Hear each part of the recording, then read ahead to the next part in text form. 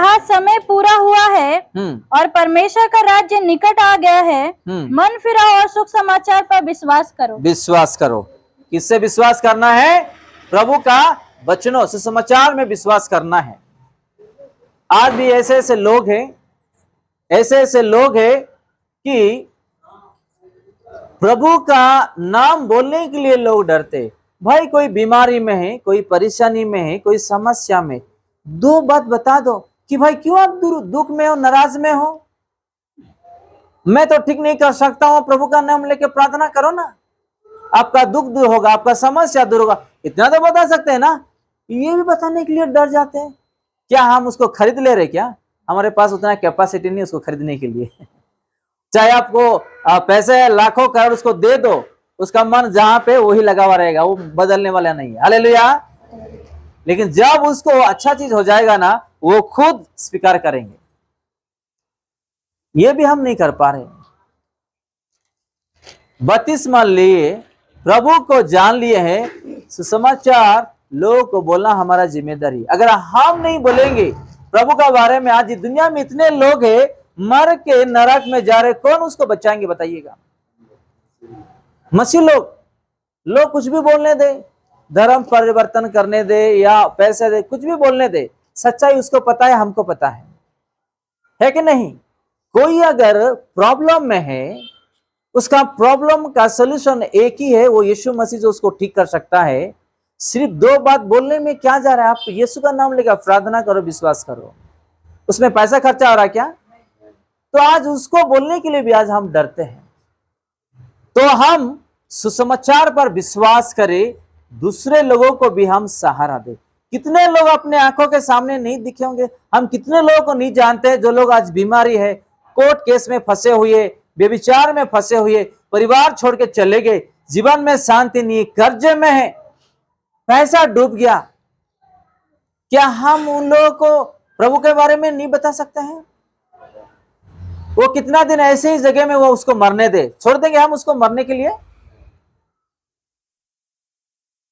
प्रभु एक दिन हमको भी पूछेंगे, बेटा और बेटी मैंने आपको इसलिए उसको परिचय किया कि मेरे बारे में उसको बताओ, ताकि वो मुझे विश्वास करे, ताकि वो उद्धार पाए।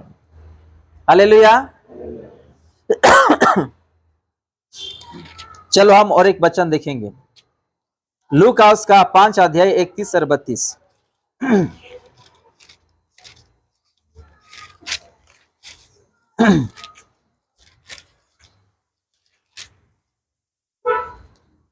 यीशु ने उनको उत्तर दिया, वैद्य भले चंगों के लिए नहीं परंतु बीमारों के लिए आवश्यकता है।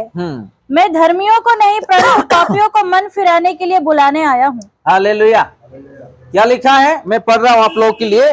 यीशु ने उनको उत्तर दिया, बोध भले चंगे के लिए नहीं परंतु बीमारी के लिए आवश्यक है।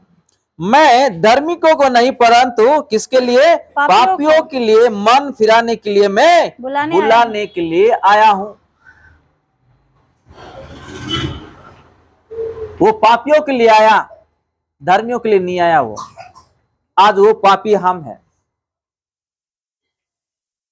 कोई आएंगे क्या? पापियों को बुलाने के लिए आ सकते? कोई आएंगे?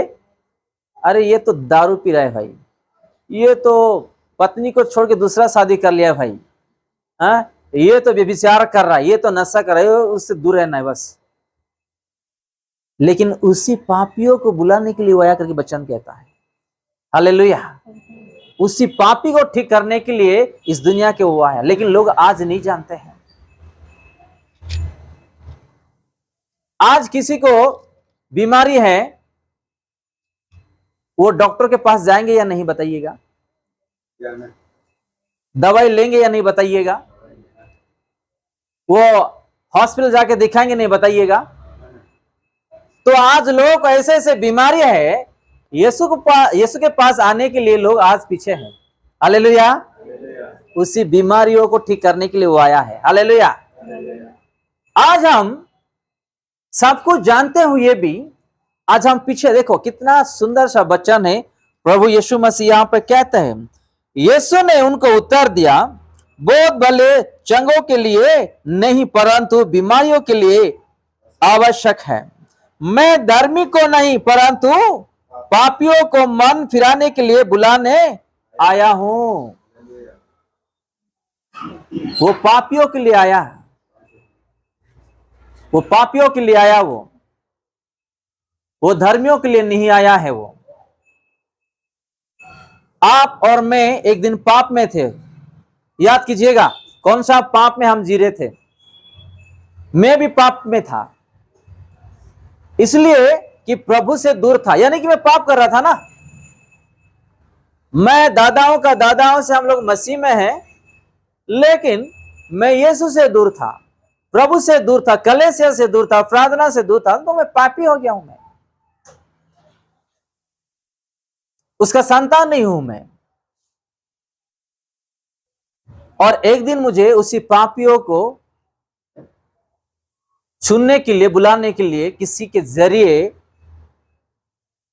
वो ले आया मुझे। मैं सोचा भी नहीं था कि मैं एक हैदराबाद शहर में एक पादरी बन जाऊंगा। हालेलुया। मेरे जैसे पापियों को पादरी बनाया, एक पास्टर बनाया। इतना बड़े शहर में आपको क्यों नहीं प्रभु इंसान नहीं बना सकते? बताइएगा, आपको क्यों इंसान नहीं बना सकते हैं? जब मुझे इंसान बनाया, अच्छा रास्ता दिखाया, मार्ग दिखाया, अभी भी वो मेरे साथ में चलते हैं, आपके साथ क्यों नहीं चलेंगे? आपको क्यों अच्छा मार्ग नहीं दिखाएंगे? ये भी जानना बहुत जरूरी है। वचन में साफ साफ लिखा है वो पापों के लिए आया, धर्मियों के लिए नहीं आया है। हम रोमियोस का 3:10 में देखेंगे तो इस दुनिया में कोई भी पवित्र इंसान नहीं है, धार्मिक नहीं है, हम सब पापी है। उसी पापियों को बचाने के लिए यहां पे आया है।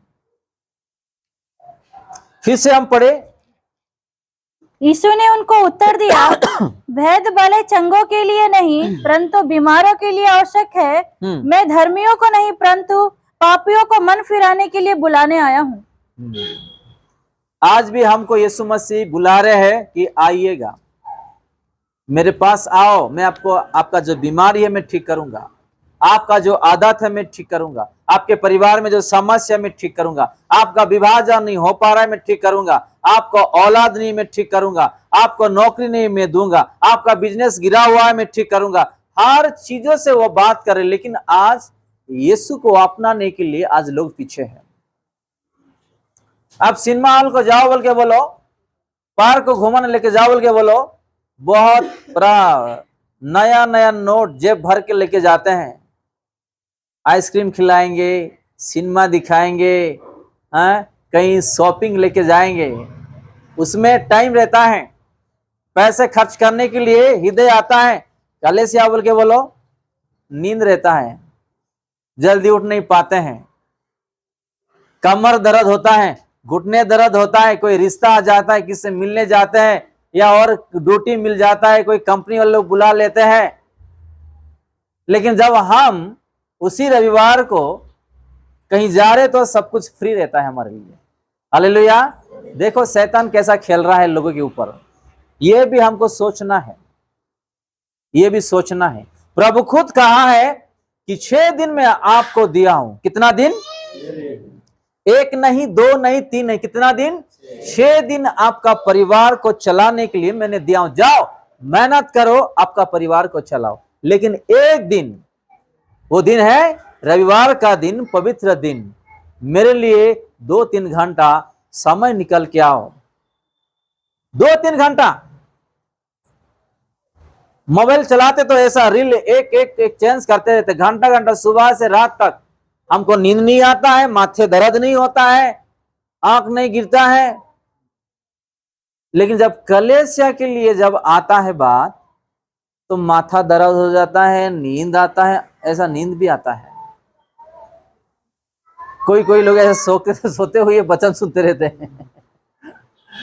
ये एक शैतान का ट्रिक है, प्लान है ये, कि आपको ऐसे ही बांध के रखो, मैं आगे बढ़ने के लिए ना दूंगा। हालेलुया। तो हम लोगों को भी सावधानी होना है, नहीं तो हम ऐसे ही होते रहेंगे। चलिए हम मत्ती उसका 4:17 में देखेंगे, उसमें क्या लिखा है।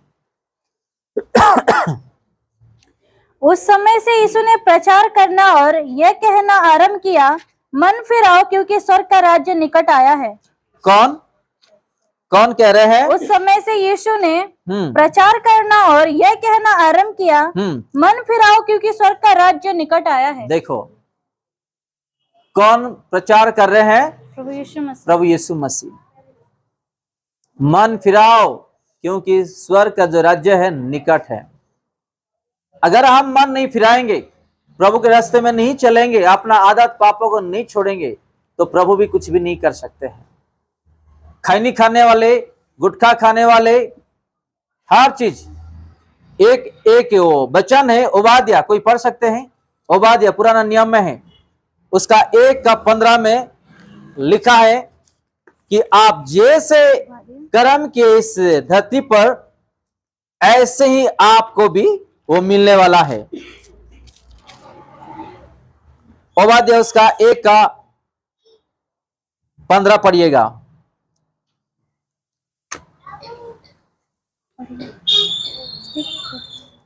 क्योंकि सारी जातियों पर यहोवा के दिन का आना निकट है। नहीं 1:15।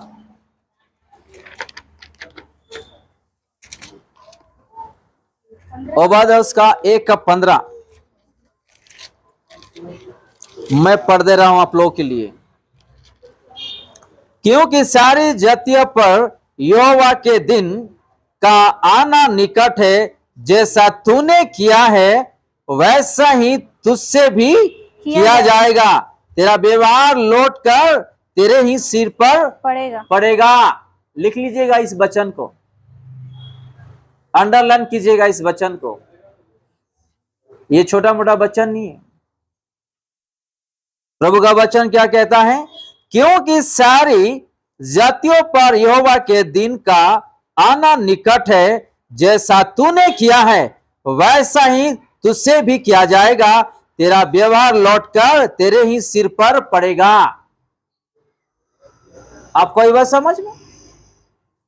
अगर आज हम किसका बुराई कर रहे, एक दिन वही आकर हमारा सिर पे गिरे। हाँ 1:15। तो हम इस दुनिया में जैसा जी रहे हैं, हमको भी ऐसा ही होगा। चलो आज कोई दारू पी रहे हैं भाई, कल का दिन में उसके बच्चे भी दारू पिएंगे, ऐसे ही होगा। आज कोई कलेश से दूर हो रहे, कल का दिन में उसके बच्चे भी कलेश से दूर हो जाएंगे।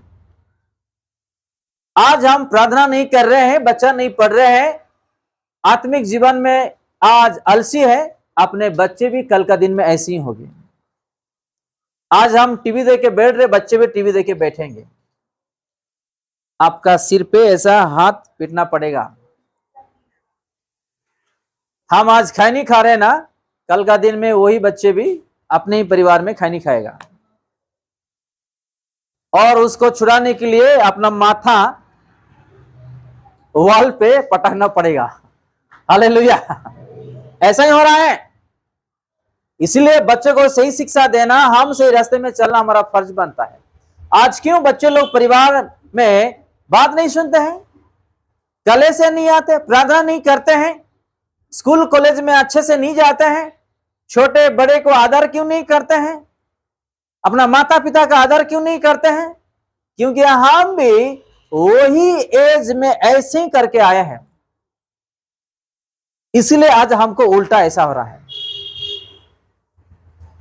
अगर हम अपने बच्चों को, हम जब शादी से पहले प्रभु में चल रहे हैं, बढ़ रहे हैं, शादी हो गया है, छोटे से अपने बच्चों को अगर हम सिखाएंगे, उन लोग भी उस रास्ते में चलेंगे।